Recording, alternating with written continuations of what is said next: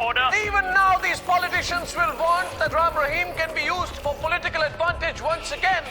Grace Mugabe, the wife of the Zimbabwean President Robert Mugabe, got some bad press in South Africa recently after reportedly assaulting a woman in Johannesburg. President Mugabe's response to the story was typical. He played the race card, asking why whites in South Africa still wield so much power. The president's reaction fits a pattern of deflection he has used ever since coming into office in 1980, ending decades of colonial white minority rule. The media landscape Mugabe inherited was tightly controlled by his predecessor, Ian Smith. It reflected white interests, and a transformation was in order. But Mugabe did not reverse Smith's media policies. He adopted most of them, leaving the landscape tightly controlled. One of the most racially charged stories of the Mugabe era was his implementation of radical land reform starting back in 2000. Many farms owned by whites were expropriated without compensation and given to black Zimbabweans.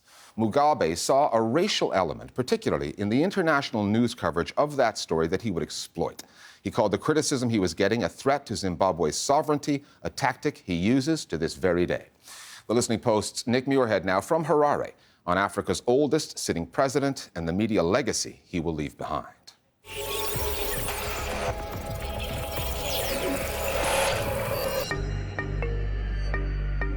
Even as a revolutionary, Robert Mugabe understood the power of the media. While in exile in neighboring Mozambique in the 1970s, Mugabe would spend hours on the radio broadcasting speeches back into what was then called Rhodesia, calling for the end of white minority rule and positioning himself as a leader who could stand up to imperialism.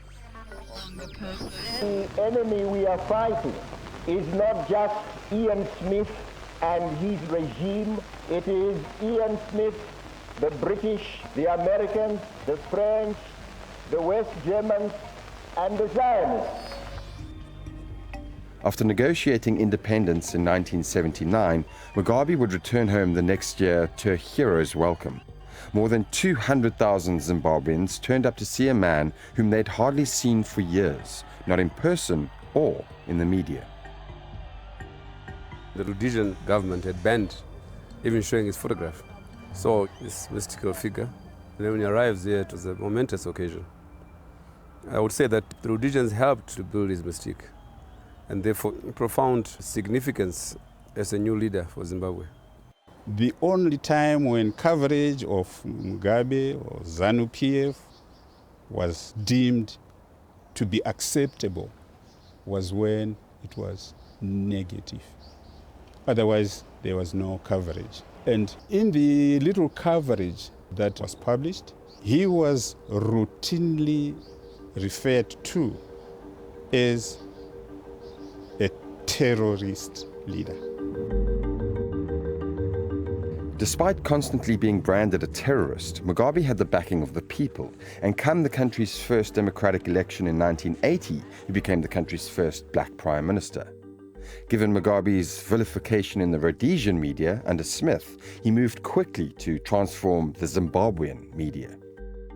One of the main aims of media policy after independence was, to use Mugabe's words, to decolonize broadcasting and print media institutions. My fellow Zimbabweans, And it was really important for them to fight media imperialism more broadly. So they decided to transform the national broadcaster and also to gain ownership over the Rhodesia printing and publishing company that owned the majority of newspaper titles during the Rhodesian era. It was a private company in which majority shareholding was vested in a South African company called the Argus Media Group. So the main Zimbabwean newspaper publishing company was actually controlled from outside the country. Their news coverage was sympathetic to white interests. So his first agenda was to seek to wrest that control from foreign ownership in South Africa. The Nigerians helped us to buy the Zim papers from Argus Press, £5 million. The Nigerians brought the money by plane. The Nigerians were part of the frontline states. closely with the liberation struggle. They trained many of our fighters. So this would have been a continuation of that trend. It appeared imperative then that the new government should have a media outlet.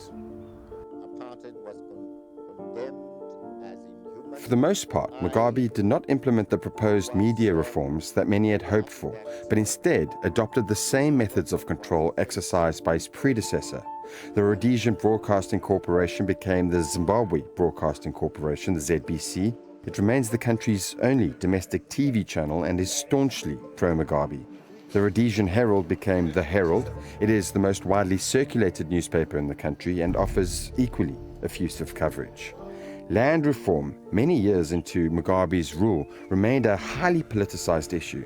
Most of the farmland in a country known as the breadbasket of Africa was still white-owned. Critics were saying that Mugabe's government was coming up short on the land issue, that farms were going to the politically connected few and not to the people. By the late 1990s, Mugabe's popularity was on the wane, so under increasing political pressure, he endorsed the seizure of white-owned land, a move that put Zimbabwe back into the global headlines. You are not wanted to be here anymore. By the year 2000, foreign journalists came streaming back into the country to cover President Mugabe's controversial land reform program. White commercial farms were being expropriated and supposedly redistributed amongst previously disadvantaged black Zimbabweans.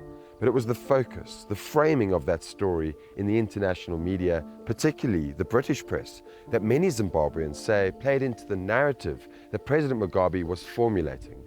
A narrative that would help to keep him in power for many years to come. For the death of a white farmer over the weekend. The incident unfolded from about 6:30 local time here in Harare. The global media representation of the Zimbabwe crisis in the early 2000s was often presented as a racial conflict between white farmers and a black government.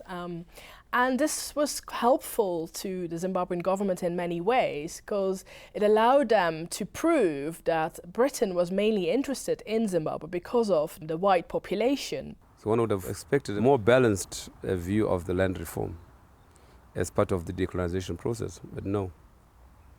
The media went wild, the British media in particular, and highlighted the atrocities against the whites, more than those against the black workers on those farms.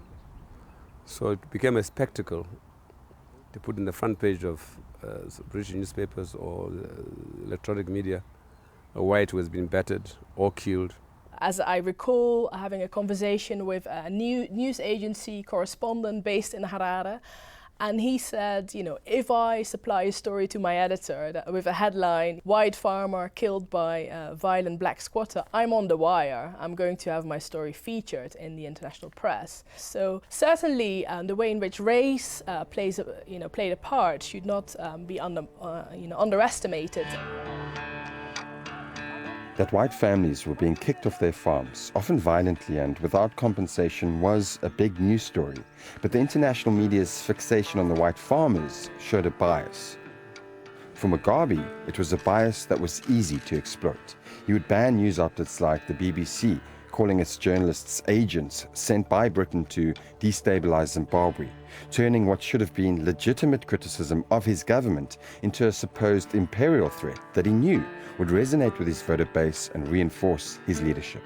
Please, leave us alone. We are Zimbabweans, not Britons. If the foreign press had adopted an even-handed approach, comprehensively looking at each and every aspect of that problem, in order to present a fair and balanced dissemination of news. We don't want any photo here. They would undermine the president of Zimbabwe by removing the carpet from under his feet. Mugabe's relationship with the British media would become outwardly hostile. What have the British to do with Zimbabwe? Who are you?